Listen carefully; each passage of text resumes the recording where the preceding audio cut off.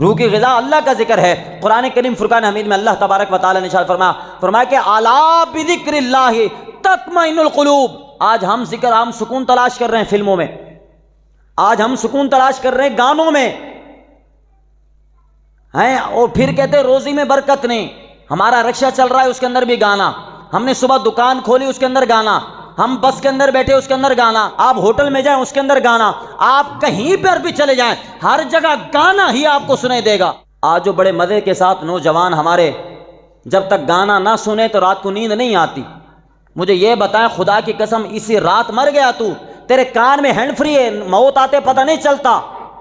آج بس کے اندر بیٹھو تو فرمایا کہ سامنے وہ ٹی وی لگا ہوا ہے، اس کے ساتھ ہیڈ فون بھی دے دیا گیا، لہذا آپ کان پہ لگا کر سنیں۔ آپ نہیں دیکھتے کہ پوری کی پوری بسیں تباہ ہو جاتی ہیں، پوری کی پوری گاڑیاں تباہ ہو جاتی ہیں، پورے کے پورے ٹرین تباہ ہو جاتی ہیں، اور پورے کے پورے جہاز تباہ ہو جاتے ہیں؟ کیا یہ نہیں ہو سکتی؟ ہو سکتا ہے، لیکن اس کے باوجود بھی کیا ہم گندے مناظر سفر کر رہے ہیں، کانوں پر لگا کر دیکھ رہے ہیں، کوئی خوف نہیں، کوئی ڈر نہیں۔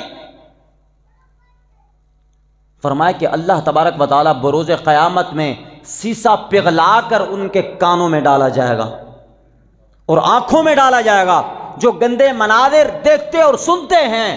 اندازہ کریں آپ، وہ پہلے کے بزرگ، ہمیں کوئی حیا نہیں، ہمیں کوئی ادب نہیں کرتے۔